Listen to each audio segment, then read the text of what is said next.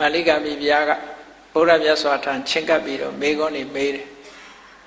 ရှင်ဘုရားတဲ့အမျိုးသမီးလောကကိုတပည့်တော်ကြည့်တယ်တဲ့ကြည့်လိုက်တဲ့အခါမှာတချို့အမျိုးသမီးတွေဟာရုပ်အမတန်မှဆိုးတယ်ရုပ်ဆင်းအင်္ဂါနဲ့မပြည့်စုံကြဘူးအယုတ်ဆိုးကြီးတန်ကြတယ်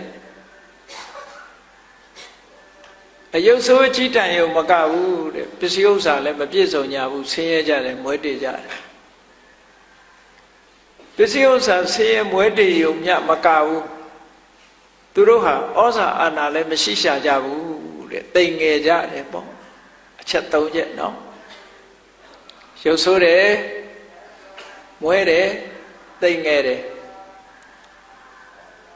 ဒါဒီခေတ်မှာလည်းပဲဒီလိုအမျိုးသမီးတွေရှိနိုင်တာပေါ့နော်ဒါကအမျိုးသမီးတစုနောက်တစုကြတော့ရုပ်ဆိုးတယ်ဒါပေမဲ့လို့ပစ္စည်းချမ်းသာတယ်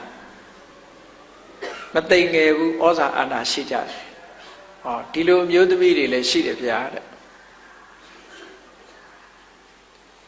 နောက်အမျိုးသမီးတွေကြတော့ရုပ်အစင်းအမတန်မှလှကြတယ်ချောမောလှပကြတယ်ဒါပေမဲ့လို့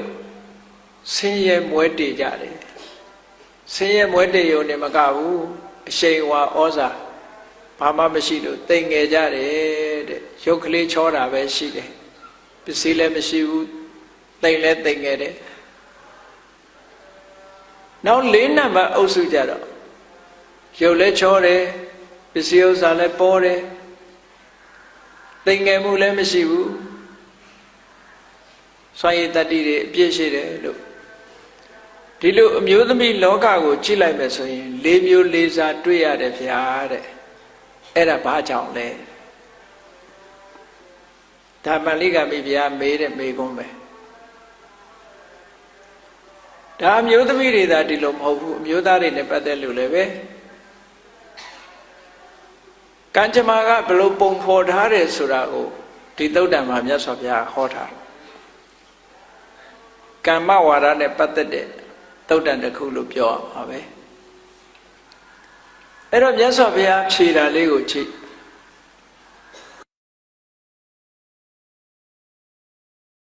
အယုတ်ဆိုးကြီးတန်တယ်ဆိုတာဘာဖြစ်လို့အယုတ်ဆိုးကြီးတန်တယ်လို့ဆိုရင်သူကအတိတ်ဘဝတွေတုန်းကတဲ့စိတ်တူတယ်ဒေါသကြီးတယ်ထစ်ခနဲ့ဆိုလို့ရှိရင်ဟုတ်လားစိတ်ဆိုးတယ်စိတ်ဆိုးပြီးအတော်နဲ့မပြေနိုင်ဘူးတဲ့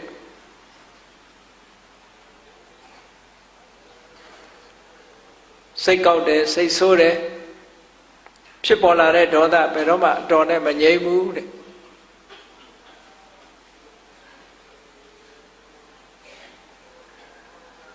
အဲ့ဒါဟာအယုတ်ဆိုးအကြီးတန်းကြီးရဲ့အကြောင်းပဲလို့မြတ်စွာဘုရားဒီလိုဖြေတာဒေါသဆိုတဲ့သဘာဝတရားဟာအလုံးပရိသတ်တွေမိမိတို့တဏ္ဍာမှာဒေါသဆိုတာဖြစ်ဖူးတာပဲဒေါသဆိုတဲ့တရားကိုအဘိဓမ္မာရှုတော်ကပြောမယ်ဆိုလို့ရှိရင်ဒုတ္တိတိဒေါသောပင်ကိုငြိမ်းအေးကြည်လင်းနေတဲ့စိတ်ကလေးဟာပျက်စီးသွားတာဒါမှန်တယ်စိတ်ပစိုးခင်ကအနေထားတစ်ခုနဲ့စိတ်ဆိုးနေတဲ့အနေထားတစ်ခုကိုနှိုင်းယှဉ်ပြီးတော့ကြည့်စိတ်ကျေနပ်နေတဲ့အချိန်မှာလူဟာအတ္တမနတ္တစိတ်တတလို့ဆိုတဲ့အတိုင်းကိုယ်စိတ်လေးဟာကြည်နူးနေတာအရာရာမှာအလိုကျဒေါသဖြစ်လာပြီဆိုလို့ရှိရင်အရာရာအလိုမကျဖြစ်လာအဲ့ဒီအနေထားလေးတစ်ခုဘယ်သူကဖြတ်စည်းလိုက်တာတော့ဆိုရင်ဒေါသဖြတ်စည်းလိုက်တာပဲကြည်လင်အေးမြနေတဲ့ပျော်ရွှင်နေတဲ့စိတ်ရဲ့အခြေအနေလေးတစ်ခုကိုဒေါသကဖြတ်စည်းတယ်ဒါကြောင့်မို့ဒေါသဆိုတဲ့အဓိပ္ပာယ်ကဖြတ်စည်းခြင်းလို့အဓိပ္ပာယ်ရတယ်ဘယ်သူကိုဖြတ်စည်းတာတော့ဆိုရင်ကြည်လင်အေးမြနေတဲ့နှစ်သက်ကျေနပ်နေတဲ့စိတ်သဘောထားလေးကိုဖြတ်စည်းပြလိုက်တာတဲ့ဒေါသကိုဗာနဲ့ဥပမာပေးတော့ဆိုရင်တောမီးနဲ့တူတယ် ဒေါမိဆိုတာလောင်လိုက်လို့ရှိရင်ဘာဖြစ်သွားတော့ဆိုရင်အမတန်မှစိမ့်ဆိုလှပနေတဲ့တောအုပ်ကြီးဟာအယုတ်ဆိုးအချိတန်သွားတယ်တစ်ပင်တွေကမဲမဲ၆၆ဖြစ်ကုန်တယ်နော်စိမ့်ဆိုလှပနေတဲ့တစ်ပင်တွေကအကုန်လုံးမဲမဲ၆၆ပြီးသွေးခဲတွေဖြစ်ကုန်ဒါအယုတ်ဆိုးအချိတန်သွားတာအေးအဲ့ဒါလိုပဲဒေါမိနဲ့အလားတရံတူတဲ့ဒေါသမိမိတို့ရင်ထဲနှလုံးထဲမှာဖြစ်ပြီဆိုလို့ရှိရင်ဒေါသဖြစ်နေတဲ့အချိန်ကိုယ့်အကိုမှန်နဲ့ကြည့်ကြည့်ပေါ့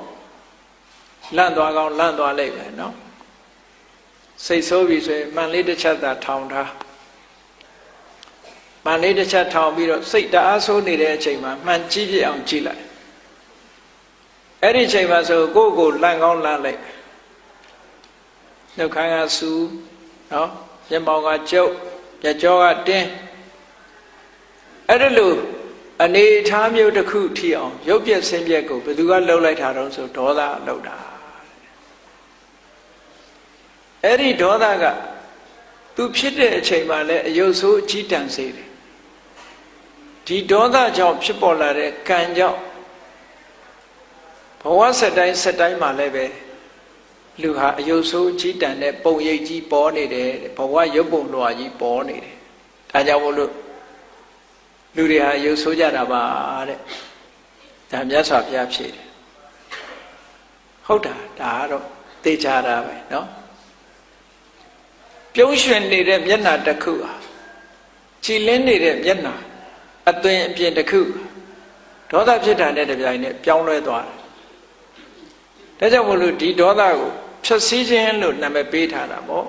ဒုတ်တတိပဒုတ်တတိတိဒေါသောဒုတ်တတိပျက်စီးသွားစေတယ်သူ့ကိုဖျက်ဆီးတာတော့ဆိုရင်စိတ်အခြေအနေကိုဖျက်ဆီးတယ်စိတ်အခြေအနေတရားကိုဖျက်ဆီးလိုက်တာနဲ့တပြိုင်နက်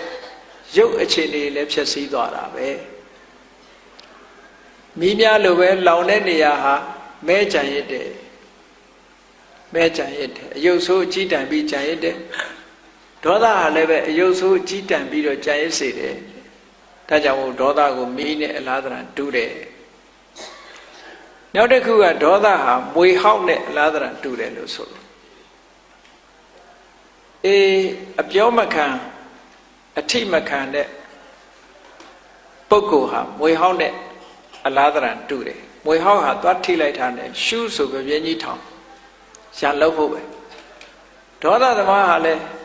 တစုံတစ်ခုသွားမပြောလိုက်နဲ့ तू မကြိုက်တာချက်ချင်းကြီးဟုတ်လားပြင်းထောင်လိုက်တယ်လို့ပဲ तू ကလည်းရှုဆိုပြီးတော့ရန်လောက်တော့တာပဲเนาะအဲ့ဒါကြောင့်မို့လို့ဒေါသကိုမွေဟောက်နဲ့လားသရတူတယ်လို့ဒီလိုလဲဆိုတယ်နေ့စဉ်နဲ့ဘဝမှာဘုန်းကြီးတို့တဏ္ဍာဒီဒေါသဆိုတဲ့တရားကိုမနှိမ်နှင်းနိုင်ဘူးဆိုလို့ရှိရင်ဖြစ်လျာဘဝမှာအယုတ်ဆိုးကြီးတန်နေကြပါပဲအမျိုးသားပဲဖြစ်ဖြစ်အမျိုးသမီးပဲဖြစ်ဖြစ်ဘဝရုပ်ပုံလွှာတစ်ခုဟာဒေါသကြီးခဲ့တဲ့ဘဝရုပ်ပုံလွှာတွေဟာဒေါသနဲ့မကင်းတဲ့ဘဝရုပ်ပုံလွှာတွေဟာအယုတ်ဆိုးကြီးတန်ကြီးတွေပဲပေါ်လာမှာတဲ့ခုခေတ်တချို့လူတွေနော်မျက်နှာကဘယ်လို့မှကြည့်လို့မလှအောင်ဘယ်လိုမျက်နှာမျိုးတော့ဆိုရင်အရင်တော့ကရုပ်ရှင်ရိုက်တဲ့စာတန်းလိုပဲငို၍ရည်၍မရတော့မျက်နှာဆိုဘယ်လိုမျက်နှာမျိုးလည်းမသိဘူးเนาะဟိုလိုလည်းမရဘူးရည်လိုလည်းမရဘူးတချို့ကရည်တာတောင်ပြုံးတာတောင်မဲ့ရောင်ပေါ်နေတဲ့မျက်နှာမျိုးရှိသေးတယ်ပကြီးဆရာတောင်မှတခါတလေအဲ့ဒီမျက်နှာမျိုးပေါ်ဆွဲခြင်းမှဆွဲတတ်မှာကံကြမ္မာကတော့ဆွဲပေးလိုက်တယ်ပြုံးတာတောင်မှမဲ့တဲ့ရုပ်ပေါ်ဆွဲထားတယ်အဲ့ဒါဒေါသရဲ့အရှိန်အဝါလေးလို့ဒီလိုပြောရမှာပဲအဲ့တော့ဒီဒေါသကဘယ်သူစီမှာဖြစ်တော့ဆိုကိုယ်တဏ္ဍာမှာဖြစ်တာပဲဒါဖြင့်ဒီဒေါသကိုဘာနဲ့ရှင်းကြမလဲမြတ်စွာဘုရားက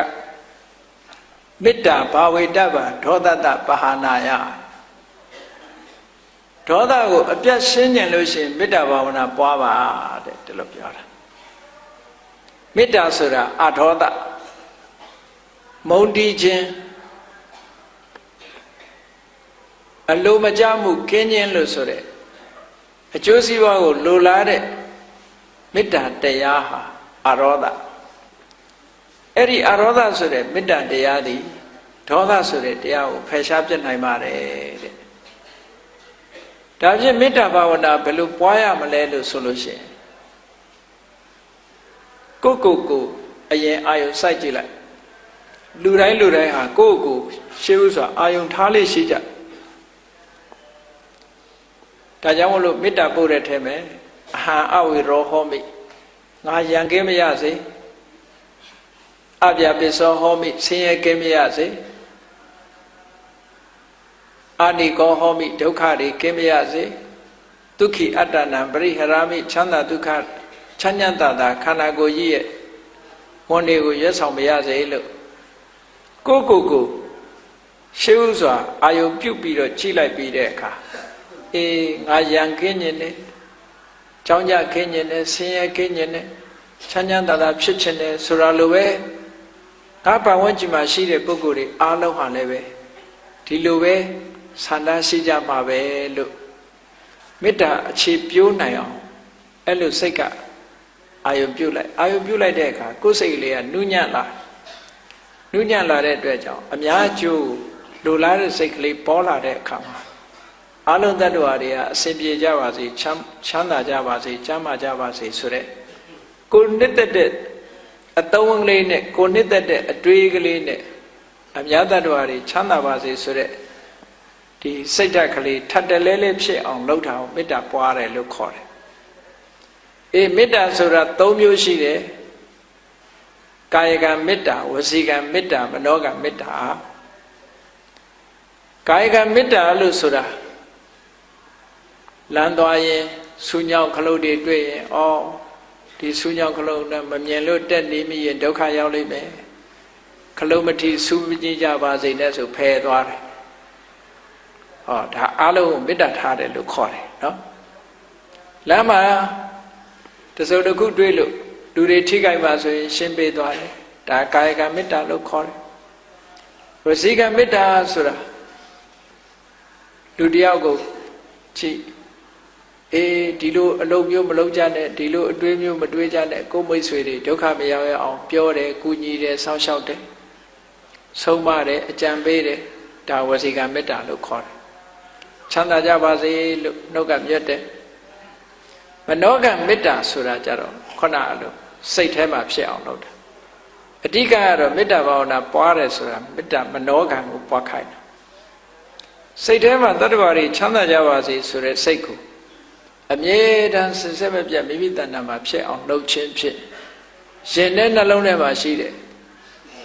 ဖြစ်ပေါ်လာတတ်တဲ့ဒေါသတရားကိုဖယ်ရှားပြစ်နိုင်ပါတယ်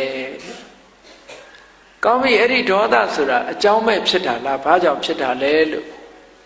တွေးကြည့်သူ့မှာလည်းအကြောင်းရှိတယ်အကြောင်းကဘာတော့ဆိုလို့ရှိရင်ဒေါသဖြစ်เสียအာယုံကဒေါသဖြစ်เสียအတွေးဒေါသဖြစ်เสียအာယုံကတစ်ခုအဲ့ဒီအတွေးနဲ့အာယုံပေါ်မှာမသိမတင်စိတ်ထဲမှာတွေးတောချန်စီမှုကတစ်ခုစာလို့ပြောလို့ရှိရင်အာဂတဝတ္ထုမကျေနပ်တဲ့စိတ်ထဲမှာခံမြဲတဲ့အကြောင်းအရာကတစ်ခုမသိလျော်တဲ့အတွေးမုန်းတီးတဲ့အတွေးတွေးမှုကတစ်ခုလို့အဲ့ဒီအကြောင်းနှစ်ခုကြောင့်ဒေါသဆိုတာဖြစ်လာဒါကြောင့်လို့ဒေါသဖြစ်ခြင်းအကြောင်းကိုအာဂတဝတ္ထု၉မျိုးဆိုပြီးတော့မြတ်စွာဘုရားဟောထားတာရှိတယ်အာဂတဝတ္ထု၉မျိုးဆိုတာအလွယ်လေးမှတ်ချင်လို့ရှိရင်အာဂတဝတ္ထု၉မျိုးဆိုတာဘာလဲလို့ဆိုရင်ရှင်တဲ့နှလုံးထဲမှာမုန်းတီးမှုတွေကိုသိမ်းထားဖို့အကြောင်းတွေကဘယ်လိုအတွေးတွေနဲ့သိမ်းထားကြတာတော့ဆိုရင်လူတွေဟာလူတယောက်ကိုမုန်းပြီဆိုလို့ရှိရင်ဘယ်လိုတွေးပြီးမုန်းတာတော့အမျိုးမျိုးတော့ရှိမှာပေါ့သို့တော့စာကဆိုတာအလုံးခြုံမိအောင်ပြထားတယ်ဒီလူဟာငါရဲ့အကျိုးမဲ့ကိုအရင်ကလည်းလှုပ်ခဲ့ဘူးတယ်အခုလည်းလှုပ်နေတုံးပဲနောက်လည်းလှုပ်အောင်မှာပဲသုံးဖို့နော်ဒီလူဟာငါရဲ့အကျိုးမဲ့ကို အရင်ကလည်းလှုပ်ခဲ့တယ်အခုလည်းလှုပ်နေတော့ပဲနောက်လည်းလှုပ်အောင်မှာပဲဒီအတွေ့တစ်မျိုးမျိုးဟာဒေါသကိုဖြစ်ပွားစေတယ်နောက်တစ်ခုကဒီလူဟာငါနဲ့ခင်မင်ရင်းနှီးတဲ့ပုဂ္ဂိုလ်ရဲ့အကျိုးမဲ့ကိုအရင်ကလည်းလှုပ်ခဲ့ဘူးတယ်အခုလည်းလှုပ်နေတော့ပဲနောက်လည်းလှုပ်အောင်မှာပဲသုံးခုဒီအတွေ့တွေဟာဒေါသကိုဖြစ်ပွားစေတတ်တဲ့အတွေ့တွေနောက်တစ်ခုကဘာလို့ဆိုရင်ဒီလူဟာငါနဲ့မတည့်တဲ့ငါရန်သူရဲ့အကျိုးတွေကိုအရင်ကလည်းလှုပ်ခဲ့တယ်အခုလည်းလှုပ်နေတော့ပဲနောက်လည်းလှုပ်အောင်မှာပဲဆိုတဲ့အတွေ့ပေါင်းလိုက်တဲ့အခါကျတော့ကိုယ်ကိုရှိတယ်ဒါစဉ်းစားကြည့်ပေါ့ကိုယ်တဏ္ဍာမှာဒေါသဖြစ်လာရင်အဲ့ဒီထဲပါမပါစဉ်းစားကြည့်နောက်တစ်ခုထပ်ထည့်လိုက်ပဲအဋ္ဌာဏကောပဆိုတာရှိသေးတယ်အဋ္ဌာဏကောပဆိုတာရှိသေးတယ်အရာမဟုတ်တဲ့နေရာမှာလဲလူကစိတ်ဆိုးတတ်တယ်တဲ့နော်ဘယ်လိုစိတ်မဆိုးရမယ့်နေရာလဲစိတ်ဆိုးတယ်ဘယ်လိုနေရာတုံးဆိုရင်လမ်းသွားရင်ခလုတ်တိုက်ခြေတော့နာသွားတဲ့အခါကျတော့အဲ့ဒီခလုတ်ကြီးတိုက်ရကောင်းလားဆိုပြီးခလုတ်ကိုအဲ့ဒါဒုံနဲ့ရိုက်တယ်နော်နေပူလို့ဆိုပြီးတော့စိတ်ဆိုးပြီးတော့နေကိုကြိတ်သေးတယ်ဒီလိုကလည်းရှိသေးတယ်နော်ဘုန်းကြီးတို့ငယ်ငယ်တုန်းကကြားဘူးတယ်တခါကြီးတယောက်မနက်ဆင်တယ်မနက်ဆင်တော့လေရတိုက်လေတိုက်လိုက်မနက်ဆင်လေးကမချီရခင်ပြုတ်ထွက်သွားလိုက်ကြာတော့စိတ်ဆိုးတော့အနာနာရှိတဲ့ဓမ္မနဲ့လေကိုထရန်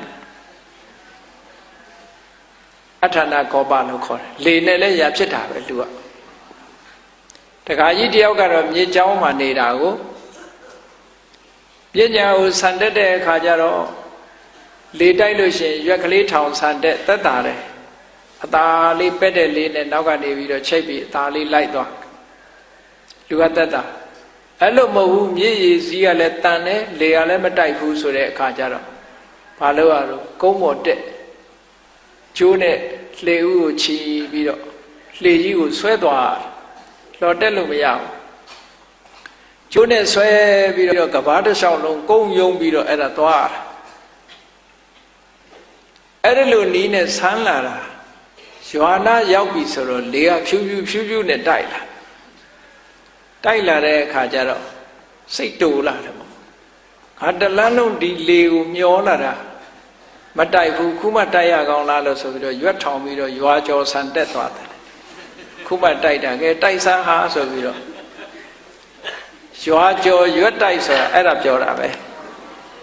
စိတ်တူပုံတွေပြောရတယ်လူတွေကအဲ့ဒါလိုပဲအမျိုးမျိုးစိတ်တူတတ်တယ်အဲ့ဒါမျိုးကြတော့အဋ္ဌာဏကောပလို့ခေါ်တယ်အကြောင်းမဲ့စိတ်တူတာဒေါသဆိုတာအမျိုးမျိုးပဲနော်ဘယ်ဒေါသပဲဖြစ်ဖြစ်ရင်နဲ့နှလုံးထဲဖြစ်လာလို့ရှင်အမုန်းတရားနဲ့တဘာဝကိုဖျက်ဆီးထတဲ့ဒေါသမျိုးဖြစ်သည့်အတွက်ကြောင့်အယုတ်ဆိုးကြီးတန့်စေတတ်တာကြီးပဲအကုန်အဲ့ဒီဒေါသတရားတွေကိုမေတ္တာနဲ့ဖယ်ရှားပြစ်နိုင်မှမေတ္တာမထားနိုင်ဘူးဆိုလို့ရှိရင်အရာရာကိုအဲ့ဒါသိခံခွင့်လွှတ်ခြင်းမရှိဘူးဆိုလို့ရှိရင်ဒေါသတရားမိမိတို့တဏ္ဍာမှာဖြစ်လာမှာပဲ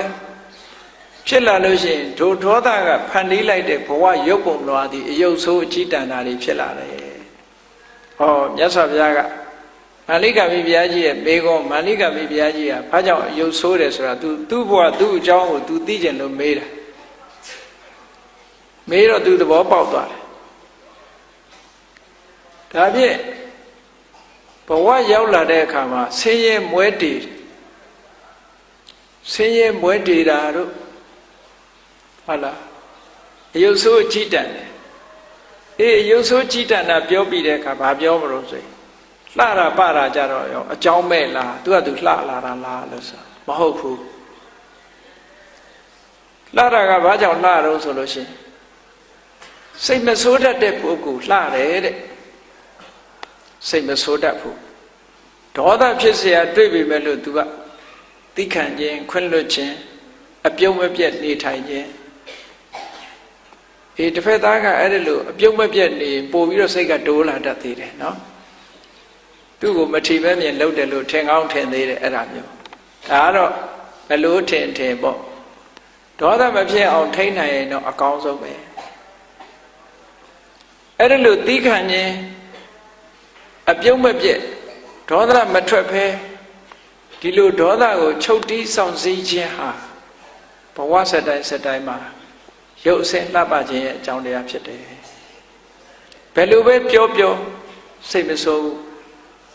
ဥပမာဘာနဲ့တူတုံးဆိုလို့ရှိရင်မြေကြီးဟာဘယ်သူကပဲတူးဆွမြေကြီးကတုံ့ပြန်မှုမလုပ်ဘူးတဲ့ပထဝီသမစိတ်လို့ဆိုတာမြေကြီးနဲ့အလားတရံတူတဲ့စိတ်တုံ့လှုပ်ခြင်းမရှိဘူးထို့တူပဲရေဟာလည်းပဲဘယ်သူကပဲရေကိုမီးဘူးတိုက်မီးရှို့ရေဟာလည်းပဲတုံ့ပြန်ခြင်းမရှိဘူးလေဟာလည်းထို့တူပဲတုံ့ပြန်ခြင်းမရှိဘူးမီးဟာလည်းထို့တူပဲတုံ့ပြန်ခြင်းမရှိဘူးတဲ့ဒါကြောင့်မို့လို့ဘုန်းကြီးတို့တွေရဲ့စိတ်ဟာမြေကြီးပမာတုံ့ပြန်မှုမရှိအောင်လေ့ကျင့်ယူရမယ်လို့ဒီလိုပြောတာနော်ဘယ်လိုပဲကိုယ့်ကိုလာပြီးတော့ပြောစိတ်မဆိုးအောင်ကျင့်ရမယ်စိတ်မဆိုးအောင်နေရမယ်ဒါဖြင့်စိတ်မဆိုးအောင်နေဖို့အတွက်အတွေးတစ်ခုတော့ရှိရလိမ့်မယ်အတွေးမရှိဘဲနဲ့စိတ်မဆိုးအောင်နေလို့မဖြစ်နိုင်ဘူးပေါ့ဘာနဲ့ခုခံမလဲမေတ္တာနဲ့ခုခံရင်ခုခံသို့မဟုတ်ခန္တီဆိုတဲ့တရားနဲ့ခုခံရင်ခုခံခန္တီဆိုတာကိုဘုန်းကြီးတို့တွေတလွဲနားလည်နေကြတာရှိသေးတယ်နော်ပြန်မပြောဘူး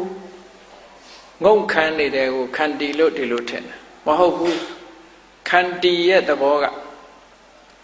ပင်ကိုယ်စိတ်အခြေအနေမပြတ်အောင်ထိန်းထားနိုင်တာကိုခန္တီလို့ခေါ်တယ်ပင်ကိုယ်စိတ်အခြေအနေဆိုတာလူတယောက်ကကိုယ်ကိုမစော်ကားခင်တုန်းကကြည်လင်ပြီးတော့ငြိမ်းချမ်းနေတဲ့စိတ်ကလေးလားစော်ကားတဲ့အချိန်မှာအဲ့ဒီစိတ်ကလေးမပြောက်အောင်ထိန်းတာကိုခန္တီလို့ပြောတာအခုခန္တီဆိုတာကပြန်မပြောတာသာရှိတယ်ရင်ထဲမှာဘလောင်ဆူနေတယ်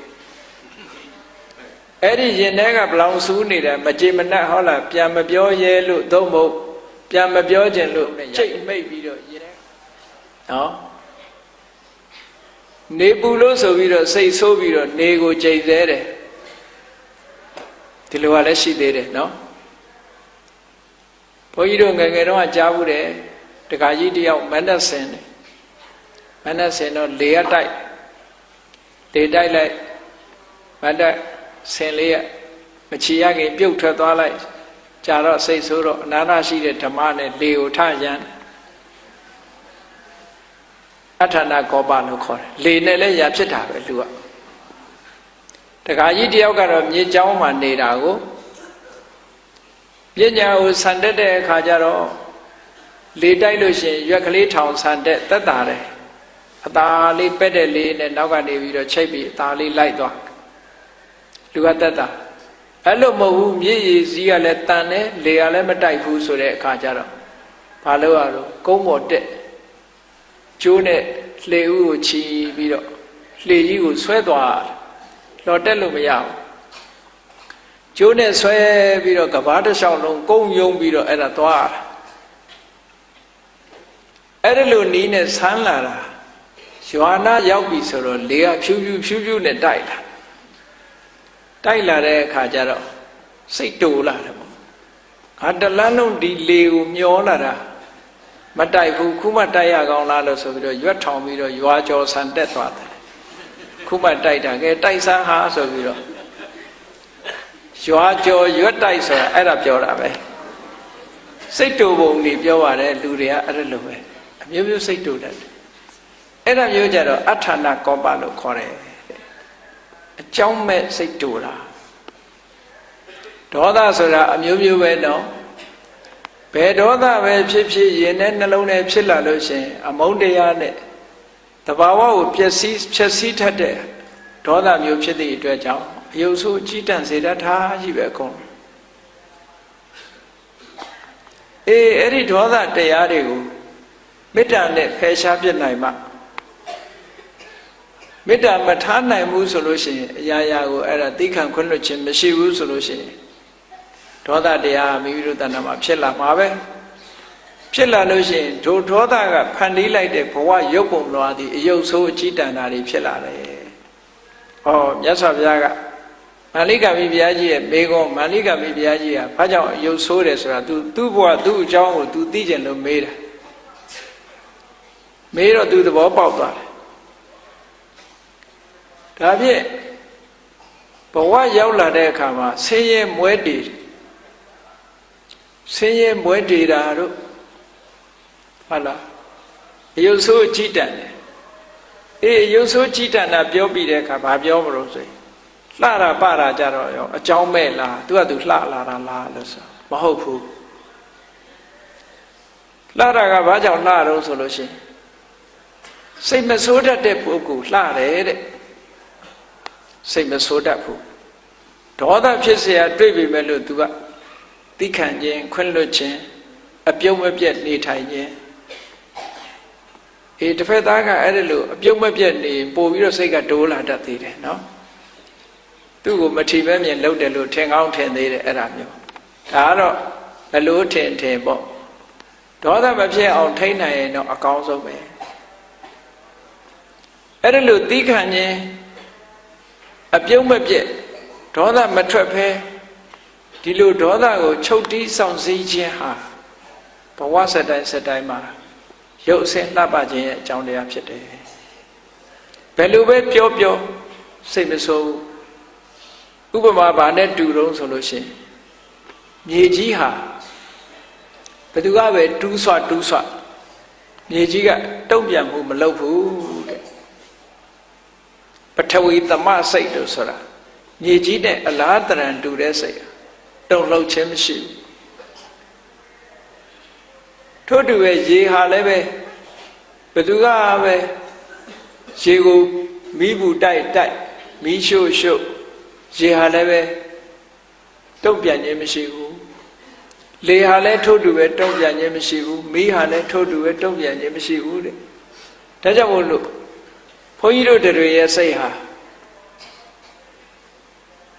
မြေကြီးပမာတုံ့ပြန်မှုမရှိအောင်လေ့ကျင့်ယူရမယ်လို့ဒီလိုပြောတာနော်ဘယ်လိုပဲကိုယ့်ကိုလာပြီးတော့ပြောစိတ်မဆိုးအောင်ကျင့်ရမယ်စိတ်မဆိုးအောင်နေရမယ်ဒါဖြင့်စိတ်မဆိုးအောင်နေဖို့အတွက်အတွေးတစ်ခုတော့ရှိရလိုက်အတွေးမရှိဘဲနဲ့စိတ်မဆိုးအောင်နေလို့မဖြစ်နိုင်ဘူးပေါ့ဘာနဲ့ခုခံမလဲမေတ္တာနဲ့ခုခံရင်ခုခံသို့မဟုတ်ခန္တီဆိုတဲ့တရားနဲ့ခုခံရင်ခုခံခန္တီဆိုတာကိုဘုန်းကြီးတို့တွေတလွဲနားလည်နေကြတာရှိသေးတယ်နော်ပြန်မပြောဘူးငုံခန်းနေတဲ့ကိုခန္တီလို့ဒီလိုထင်မဟုတ်ဘူးခန္တီရဲ့သဘောကပင်ကိုယ်စိတ်အခြေအနေမပြတ်အောင်ထိန်းထားနိုင်တာကိုခန္တီလို့ခေါ်တယ်ပင်ကိုယ်စိတ်အခြေအနေဆိုတာလူတယောက်ကကိုယ့်ကိုမစော်ကားခင်တုန်းကကြည်လင်ပြီးတော့ငြိမ်းချမ်းနေတဲ့စိတ်ကလေးလားစော်ကားတဲ့အချိန်မှာအဲ့ဒီစိတ်ကလေးမပြောက်အောင်ထိန်းတာကိုခန္တီလို့ပြောတာအခုခန္တီဆိုတာကပြန်မပြောတာသာရှိတယ်ရင်ထဲမှာဘလောင်ဆူနေတယ်အဲ့ဒီရင်ထဲကဘလောင်ဆူနေတယ်မကြေမနက်ဟောလားပြန်မပြောရဲလို့သို့မဟုတ်ပြန်မပြောခြင်းလို့ကြိတ်မိတ်ပြီးတော့ရင်ထဲကလှုပ်ရှားနေတာကြခန္တီမဟုတ်ဘူးတဲ့ခန္တီအစစ်မဟုတ်ဘူးအဲ့ဒါနော်အဲ့ဒါကိုလူပြောင်းတွေကအ내ပေးတော့ခန္တီစမနိုင်လို့သီးခံရခြင်း၎င်းဆိုတာအဲ့ဒီသီးခံမှုမျိုးမဆိုလို့ဘူးနော်ခန္တီဆိုတာကိုတရားရှုဆောင်ကဒီစကလုံးအတိတ်ပဲကိုဖွင့်ဆိုတဲ့ရှုထောင့်ကကြည့်မယ်ဆိုရင်ခန္တီဆိုတာစွမ်းရည်တတ္တိတစ်မျိုးကိုခေါ်တာဘယ်လိုစွမ်းရည်တတ္တိတုံးဆိုလို့ရှိရင်ပင်ကိုယ်စိတ်အခြေအနေတစ်ခုထိန်းထားနိုင်တဲ့စွမ်းရည်တတ္တိရှိတယ်ဒီလိုပြောတာဥပမာမယ်ဆိုတော့ရေထဲမှာခဲချလိုက်လို့ရှိရင်ရေလေးကလှုပ်ရှားသွားတယ်အဲ့ဒါခန္ဓာရည်မရှိလို့ပဲမြေကြီးပေါ်ခဲချလိုက်ရင်မြေကြီးကလှုပ်သွားရဲ့လားမလှုပ်ဘူးခန္ဓာရည်ရှိလို့ပဲအဲ့ဒါလိုပဲလှုပ်ရှားမှုမရှိတဲ့အနေအထားတစ်ခုမျိုးရောက်ကျင့်ရမယ်တဲ့ဒါခန္တီမြတ်စွာဘုရားရဲ့သိက္ခာပုံသိက္ခာနည်းလေးတစ်ခုကဒါနမူနာယူစရာလေးတစ်ခုပဲ ပုံနာကြီးတယောက်ကမြတ်စွာဘုရားကိုလာပြီးတော့ဆဲတဲ့အခါမှာမြတ်စွာဘုရားကအသာလေးပဲနားထောင်တယ်ပုံနာကြီးဆဲလို့ပြီးပြီဆိုတဲ့အခါကျတော့မြတ်စွာဘုရားကဥပမာလေးတစ်ခုပြောတယ်ငါတစ်ခုပြောမယ်တဲ့မင်းအိမ်လာတဲ့အခါကျတော့ဧည့်သည်တွေကိုမုံပဲသေးစာတွေနဲ့အဲ့မခံဘူးလားတဲ့အဲ့ခံတယ်အဲ့လိုအဲ့ခံတဲ့မုံပဲသေးစာတွေကိုဧည့်သည်ကမစားဘူးလက်မခံယူမသွားဘူးဆိုလို့ရှိရင်ဒီပစ္စည်းကဘယ်သူဟာလဲစာဟာကျုပ်ဟာပဲပေါ့အဲ့တိုင်းပဲမင်းဆဲတာတွေငါတခုမှလက်မခံဘူးဆဲတာတွေကမင်းဟာတွေပဲလို့ပြောလိုက်တယ်လက်မခံတဲ့လက်ဆောင်တဲ့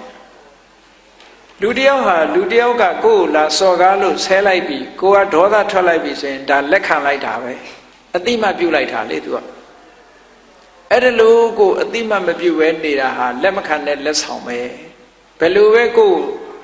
ဆဲရခြင်းဆိုတဲ့လက်ဆောင်တွေလာပေးကိုကလက်မခံမဲနဲ့နေရမယ်သို့သောလောကလူသားတွေကအဲ့ဒါကိုအရှုံးပေးတယ်လို့ထင်တယ်ဖျားအမှုရှိတဲ့အရိယသူတော်ကောင်းတွေကြတော့အဲ့ဒါကအနိုင်ယူတယ်လို့ပြောတာနော်ကိုယ်တဏ္ဍာမှာဒေါသမဖြစ်အောင်မထိန်နိုင်တဲ့အခါအဲ့ဒီပုဂ္ဂိုလ်ဟာအနိုင်ရတယ်လို့ပြောတယ်နော်အမြင်ချင်းကမတူဘူးတာမန်လူတွေကတော့ဟဲ့မခံနဲ့ဒီလောက်စော်ကားတာမခံနဲ့နင်ကြောက်လို့လားငါဝိုင်းလုံးမယ်ဆိုရလူကအားပေးတဲ့လူကအရှိသေးအရာထဲမှာဆိုရင်နော်အဲ့လိုမဟုတ်ဘူးဒီလိုကိုယ်လာဆဲရတဲ့ပုဂ္ဂိုလ်ကိုမတုံ့ပြန်မဲနေတာဟာဒါအနိုင်ယူခြင်းပဲလို့ဒီလိုပြောတာဒါဘုရားမြတ်စွာဘုရားရဲ့အမြင်ကဒါအနိုင်ယူခြင်းဘယ်သူကိုအနိုင်ယူလိုက်တာတော့ဆိုရင်ကိုယ့်ရင်ထဲမှာဖြစ်လာတဲ့ဒေါသကိုအနိုင်ယူတာကိုယ်ရှုံးတာကကိုရှုံးမှလည်းမသိလိုက်ဘူးနိုင်မှလည်းမသိဘူးလူကဟိုတစ်ဖက်သားကိုသာကိုယ်ကြည့်တာဟိုတစ်ဖက်သားကိုပြန်ပြောလိုက်လို့ရှိရင်ဟိုလူငြိမ်သွားလို့ရှိရင်ကိုယ်နိုင်တယ်လို့ထင်တာမဟုတ်ဘူးကိုကဘသူကိုရှုံးလိုက်တော့ဆိုဒေါသကိုရှုံးလိုက်တာပဲအဲ့ဒါလို့ရှုံးတာကြတော့လူကမသိဘူးလေခုနတစ်ဖက်သားပြန်ပြောလိုက်လို့ကိုကနိုင်ရတဲ့လောက်လေးပဲကိုကနိုင်တယ်လို့ထင်တာမဟုတ်ဘူးကိုဒေါသကိုရှုံးပေးလိုက်ရ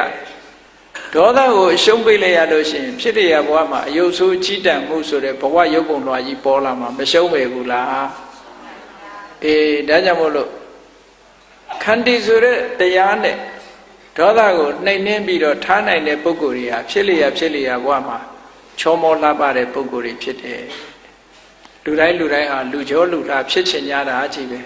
သို့တော့ဒေါသကိုထိန်းလာလို့ဆိုမထိန်းဘူးတဲ့အဲ့တော့မာယုတ်ဆိုးတို့ကိုယုတ်ဆိုးတို့ပေါ်မှာပါပဲမထိန်းနိုင်သေးတဲ့မြတ်မာယုတ်ဆိုးကိုယုတ်ဆိုးတွေအများကြီးလာအောင်ပါပဲနော်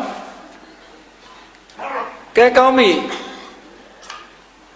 တချို့ကြတော့ဘဝမှာအမတန်မှဆင်းရဲတယ်မွဲတေတယ်တချို့ကြတော့အမတန်မှချမ်းသာကြတယ်ဘာဖြစ်လို့ဒီလိုဖြစ်ရတယ်လဲအနိကမိဖုရားမေးတဲ့မေးခွန်းထဲမှာပါအဲ့ဒါကိုမြတ်စွာဘုရားကဘယ်လိုဖြေတော့ဆိုရင်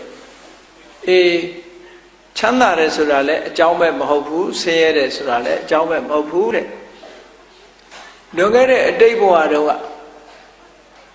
ချမ်းသာတယ်ဆိုတဲ့ပုဂ္ဂိုလ်တွေဟာရဲရောနော်ခွက်တစ်ခုထဲမှာနှိုက်စားပစွန်ဒုက္ခတကောင်နဲ့ပါလာအလဲကောင်တဲ့စိုက်ထားအလဲကောင်တဲ့စိုက်ထားတယောက်ညာပြီးတော့စားရမှာပေါ့အဲ့တော့မညာတော့ယောက်ျားလုပ်တဲ့လူကပစွန်ဒုက္ခသူ့ပဲလဲအောင်သူကထမင်းနေများရက်ချလိုက်တော့ပစွန်ဒုက္ခကြီးကသူ့ပဲလဲသွားသူပဲစားလိုက်တယ်ပေါ့တချို့ပါမပေးဘူးအဲ့တော့အမျိုးသမီးလှုပ်တဲ့လူကပြောသွားတယ်ပစင်တုတ်ကြီးမောင်းပဲလဲကြတဲ့ကကွဲခဲ့ကြပြီတဲ့အဲ့ဒါလိုပဲဒီလိုကိုယ်ပဲအရာယူပြီးတော့မပေးနိုင်ဘူးဆိုလို့ရှိရင်ဒါကွဲခဲ့ကြပြီပေါ့ဟုတ်လားအဲ့ဒါကြောင့်မို့လို့ဒီလိုစားရလေးကစပြီးတော့ဒီအများဘက်ကိုမပေးနိုင်မကမ်းနိုင်တာဟာဒါလူတွေရဲ့သဘာဝတစ်ခုလို့ဖြစ်တယ်ပေါ့ရရောမှုအားနည်းတဲ့သဘောတရားတစ်ခုပေါ့ရရောမှုအားပြုလာတဲ့အားသာလာတဲ့ပုဂ္ဂိုလ်တွေကြတော့မလူပဲလည်းမစားဘူးမပေးပဲလည်းမစားဘူးအမတန်မှရရောကြတယ်ဟော အဲ့ဒါလို့ရဲရောလှူဒန်းတန်းတဲ့ပုဂ္ဂိုလ်တွေကြတော့ဖြစ်လျာဘဝမှာချမ်းသာကြွယ်ဝတဲ့အမျိုးမှလူဖြစ်ရတယ်စိစိဥစ္စာတွေကြမ်းဖန်ပြီးတော့သူစီရောက်တယ်နော်အဲ့ဒါလို့ဖြစ်တတ်တယ်ဒါနကောင်းမှုနဲ့စိစိဥစ္စာအမြဲတမ်းဆက်သွယ်ပြီးတော့နေတယ်တချို့အထင်နဲ့ကိုယ်လုံလဝိရိယနဲ့ကြိုးစားလို့ရတယ်လို့ထင်တာဟုတ်ပါတယ်ကြိုးစားလို့ရတာနဲ့ကံပေးလို့ရတာမတူဘူးတဲ့ကြိုးစားလို့ရတာကကြိုးစားလို့ရတာအတိုင်းအတာတစ်ခုပဲကံပေးလို့ရပြီဆိုရင်အတိုင်းအတာတစ်ခုတဲ့ပို့တယ်ပေါ့အဲ့တော့မလုပ်ခဲ့ရင်ကိုမခံစားရဘူးဆိုတာဟာစတိလဝတ္ထုကိုကြည့်လို့ရှိရင်အမတန်မှထင်ရှားတယ်စတိလတထေးကြီးဟာအလုံးကြားဖို့ကြလိုက်မယ်အဲ့နောက်ဖေးမှာရွှေတောင်ကြီးပေါက်နေတယ်ကိုယ်ကလည်းရွှေထွက်တဲ့နေရာတွေအများကြီးရှိတာပဲเนาะသူ့အိမ်နောက်ကအဲ့ဒါရွှေချင်းယူမယ်ဆိုရွှေတောင်ကြီးအများကြီးရတဲ့နေရာပေါ့ရွှေတွေအများကြီးပါတယ်မြေတောင်ပေါ့တနေ့ကျတော့အသက်အရွယ်လေးရလာတဲ့အခါသူကဘုန်းကြီးဝတ်ချင်တယ်သင်္ကန်းဝတ်တော့မယ်သား၃ယောက်ရှိတယ်သား၃ယောက်ကိုခေါ်ပြီးတော့ကဲငါသားတို့လာစတိယိုးတက်ပြီးတော့စိန်သွားတတ်ထားတဲ့ပေါက်ပြားကြီးနဲ့အကြီးဆုံးသားဟကြီးကိုပေါက်ခိုင်းတယ်ပေါက်ခိုင်းတဲ့အခါကျကြောက်တုံးကြီးပေါက်ရတယ်လို့ပဲတဲ့ပေါက်လို့မရတခါသားလက်ကိုခေါ်ပြီးတော့အဲ့ဒီရွှေတောင်ကိုပေါက်ခိုင်းတယ်ကြောက်တုံးကြီးပေါက်ရတယ်လို့ပဲပေါက်လို့မရဘူးတဲ့သားငယ်ကလေးလက်ထဲပေါက်ပြားထဲပြီးတော့ပေါက်ခိုင်းလိုက်တဲ့အခါရွှွန့်တုံးပေါက်ရတယ်လို့ပဲရွှေတုံးကြီးထွက်လာတယ်ဘာဖြစ်လို့အဲ့လိုဖြစ်တယ်လဲလို့ဆိုရင်တခုသောဘဝမှာဖယားကိုစော်ကားပြီးပြောမိလို့ကတ္တဝမြတ်စွာဘုရားရဲ့စေတီတော်နဲ့ပတ်သက်ပြီးစော်ကားပြောမိလို့ပူဇော်ကြောဖို့ရာအတွက်ရွှေအိုးကြီး၃လုံးလှုပ်တယ်ရွှေပန်းခိုင်ကြီးတွေလှုပ်တယ်လှုပ်တဲ့အခါမှာသားကြီးကိုခေါ်တယ်ကဲငါသားကြီးငါဒီရွှေပန်းခိုင်၃ခိုင်လှုပ်ရမယ်မင်းဝိုင်းလှုပ်စမ်းပါဆိုတော့ဟာအဖေစော်ကားတာအဖေပဲလှုပ်ကျုပ်နဲ့မဆိုင်ဘူးဆိုဝိုင်းမလှုပ်ဘူးသားလက်ခိုင်းတဲ့အခါကျတော့လေသားလက်ကလည်းဒါအဖေစော်ကားတာအဖေဘာဒီလှုပ်ကျွန်တော်မလှုပ်နိုင်ဘူးသားငယ်လေးခိုင်းတဲ့အခါကျတော့အဖကိစ္စဆိုတာလှုပ်ရမှာပေါ့ဆိုပြီးတော့အတက်တရောသူကဝိုင်းလှုပ်ခဲ့တယ်အဲ့ဒီရွှေအိုးကြီးတွေလှုပ်ပြီးလှူခဲ့တဲ့ကုသိုလ်ကောင်းမှုကြောင့်ရွှေတော်ပေါက်တာအဲ့တော့ခုနကသားကြီးနှစ်ယောက်ကသူတို့မပါသေးတဲ့အတွက်ကြောင့်သားကြီးနဲ့သားလက်ကရွှေကိုဖဲ့လို့မရဘူးသူတို့အဲ့တော့စတိလတထေးကပြောတယ်မင်းတို့ငါသားကြီးနှစ်ယောက်ဒီရွှေတောင်ကမင်းတို့နဲ့မဆိုင်ဘူးတဲ့ငါသားငယ်လေးနဲ့ပဲဆိုင်တယ်အဲ့တော့သူပေးသမျှနဲ့ခြေနိုင်ကြပြီတော့လို့ဒီလိုပြောပါလားအဲ့ဒါကကံပေးတာနော်ဒါကြောင့်ဘုလို့မြတ်စွာဘုရားကဒါနကောင်းမှုဒုဋ္ဌာကိုအကြောင်းပြုပြီးတော့လူတွေကချမ်းသာဒုက္ခရကြတာတဲ့မွဲတာကလှူလို့မွဲတာမဟုတ်ဘူးတဲ့မလှူခဲ့လို့မွဲတာများတယ်အဲ့တော့မလှူခဲ့တဲ့ပုဂ္ဂိုလ်တွေကမွဲတည်ပြီးတော့လှူခဲ့တဲ့ပုဂ္ဂိုလ်တွေကချမ်းသာတာဖြစ်တယ်ပေါ့ဒါကိုဆိုလိုတယ်ပေါ့ကဲနောက်ဆုံးတိမ်ငယ်တဲ့ဩဇာအာဏာမရှိဘူးအောက်တန်းနောက်တန်းကြတယ်ဆိုတာကြတော့ဘာကြောင့်လဲလို့ဆိုရင်သူတစ်ပါးချီးပွားတာကိုမနာလိုတဲ့စိတ်တွေဖြစ်တယ်ဘယ်တော့မှအကောင်းမပြောနိုင်ဘူးလူတယောက်ချီးပွားရင်လည်းဘာကြောင့်ညာကြောင့်နော်ပြောကြတယ်မို့လားလူတွေကတရားထဲမှာဆိုမနာလိုတဲ့စကားအလွန်များတယ်ပေါ့မနာလိုတဲ့စကားဥပမာလူတယောက်ပဲဘယ်သူကပြင်စီးပွားတွေတက်လိုက်တာတိုက်ကြီးတယ်တော့မယ်ပေါ့တဲမှာပေါ့ဘာလုပ်တယ်ညာလုပ်တယ်သွားတာပဲအဲ့ဒါနော်ပြောပြီဆိုလို့ရှိရင်လူတွေကချီးမွမ်းစကားပြောပြီဆိုလို့ရှိရင်နောက်ကဘာထည့်တတ်တယ်ဆိုဒါပေမဲ့ဆိုတာလေးလားအဲ့ဒီဒါပေမဲ့ဆိုရင်တော့အပြစ်ပြောပြီလို့သာမှတ်ပြီတော့မချီးမွမ်းနိုင်ကြဘူးတဲ့အဲ့လိုလို့သူတစ်ပါးချီးပွားတာသူတစ်ပါးအောင်မြင်တာတွေကိုမချီးမွမ်းနိုင်ပြီးတော့ကဲ့ရဲ့ရှုတ်ချတဲ့အိတ်တာတရားတွေကြီးပွားလာခဲ့ကြီးထွားလာခဲ့တဲ့ပုဂ္ဂိုလ်တွေကဖြစ်လျက်ဘဝမှာဩဇာအာဏာမရှိတိမ်ငယ်တဲ့ပုဂ္ဂိုလ်တွေဖြစ်တတ်တယ်ဒါကိုလုတ်ခဲ့တဲ့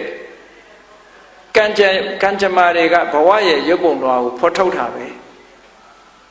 အဲ့ဒါလို့မဟုတ်ပဲနဲ့သူလှုပ်လို့သူရတာကြီးပွားကြတာဝမ်းသာစရာပဲ jealousy ဆိုတာမဖြစ်ဘူးဝမ်းသာတယ်မုရိဒာဖြစ်တယ်အကျိုးပေးကောင်းတယ်စသဖြင့်ချီးမွမ်းနိုင်တယ်ပြောဆိုနိုင်တယ်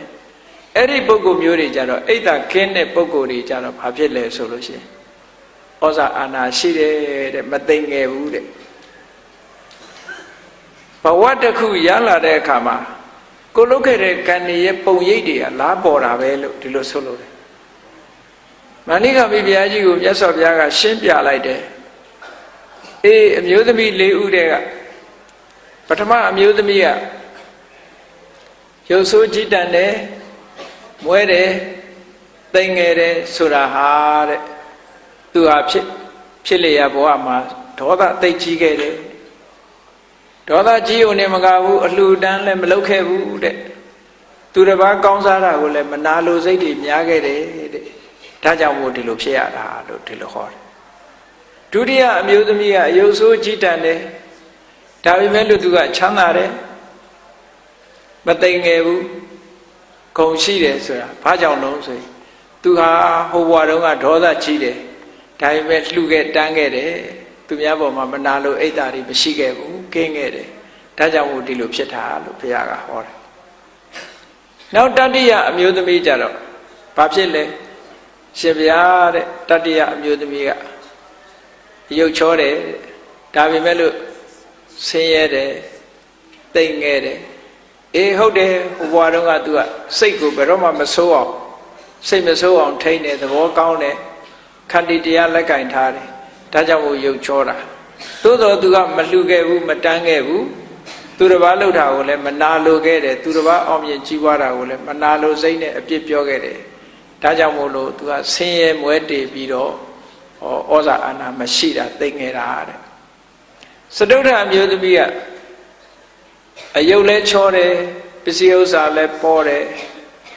ဩဇာအာဏာလဲရှိတယ်ဆိုတာကြတော့တဲ့